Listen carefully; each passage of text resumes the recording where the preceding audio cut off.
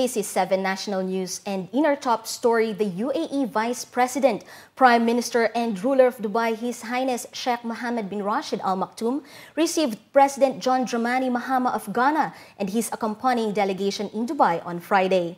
The ruler of Dubai and President Mahama discussed ways of boosting bilateral relations and the exchange of expertise between the UAE and Ghana in areas of tourism, oil and infrastructure, which Ghana has started upgrading in its capital, Accra, after the discovery of oil and gas there. During the meeting, the Ghanaian president expressed appreciation for the stunning progress being witnessed by the UAE at all levels, noting in this context Dubai's integrated and upscale infrastructure, which has become a role model for many of the world's cities. President Mahama also hoped that his country, especially the capital, benefits from Dubai's experience and human potentials in developing his country's airport, seaports, networks of bridges, tunnels, financial market, and tourism sector. The Awqaf and Minors Affairs Foundation is now preparing to send a second batch of foodstuff to Jordan-based refugees.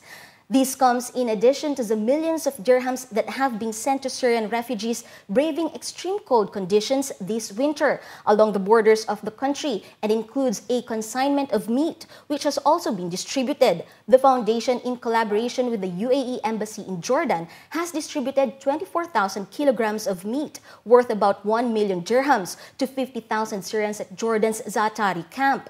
AMAF Deputy Secretary General Khaled Al Thani said the move was in response to the directives of the President, His Highness Sheikh Khalifa bin Zayed Al Nahyan, to help relieve Syrian refugees affected by the temperatures that have dipped well below freezing point in recent weeks. The humanitarian initiative is in line with the Our Hearts with the People of Syria campaign, a 3-day initiative launched by the Emirates Red Crescent across the UAE.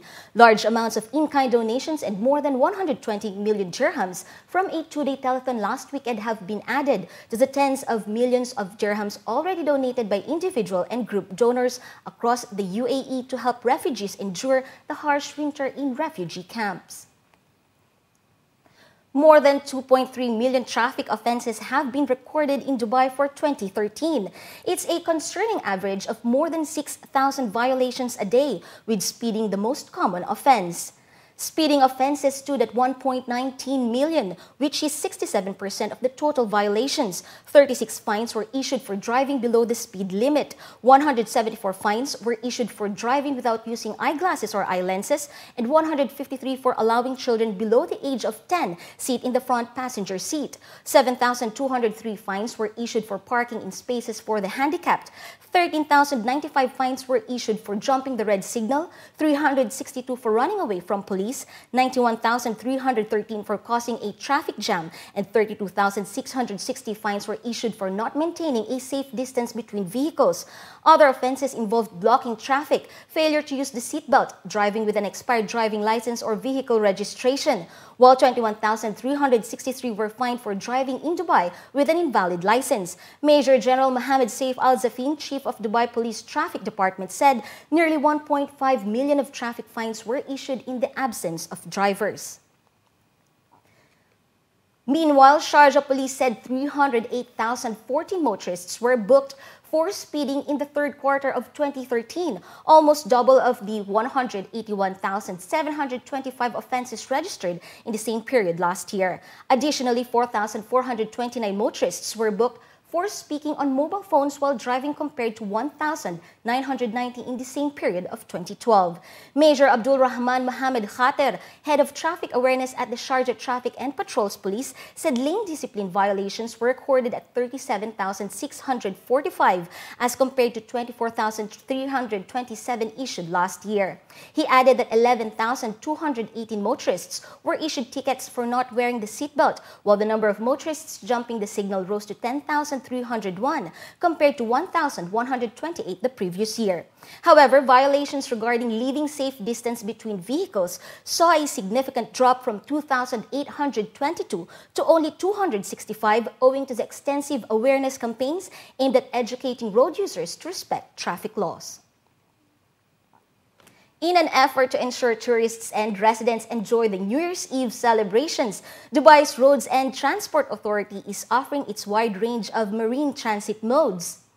Hussein Khan Saheb, Deputy Director of Marine Transport Department RTA, said this includes deploying the water bus, water taxi, and Dubai ferry. This will allow the public an opportunity to witness and experience the carnival-like celebrations around the city from a different perspective. Coinciding with the celebrations on December 31st, all trips will start before midnight. The water bus will set off from two locations, one at Al Saif Marine Transport Station at the Dubai Creek and the Marina Mall near Palm Jumeirah, with tickets priced at 75 dirhams per person. Meanwhile, the water taxi can be hired for 1,200 dirhams and will set off from the Dubai Marina Mall and down to the open area between Burj Al Arab, the World Islands, and Jumeirah Island. Inquiries and bookings can be made by calling 800-9090. Experienced riders who wish to volunteer and those who would like to support the fight against breast cancer are invited to join the 2014 Pink Caravan. Registration is now open online at pinkcaravan.ae for the Pink Caravan Breast Cancer Awareness Campaign, an initiative by the Friends of Cancer Patients Charitable Society.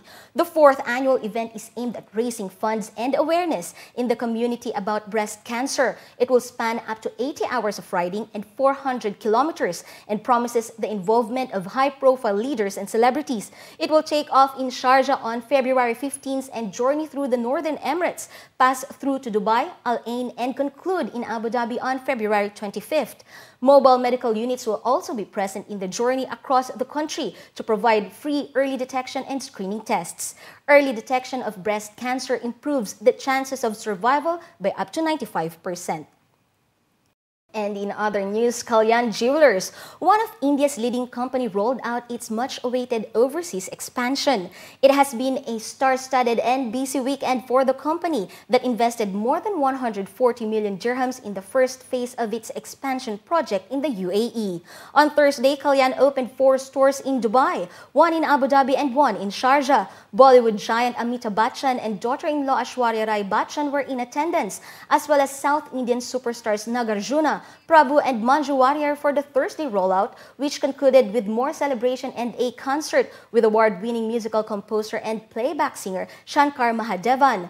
Kalyan Jewellers also plans to open in Kuwait, Qatar, Bahrain, Muscat, and Oman, in addition to 20 more showrooms in India and 15 internationally in the next financial year.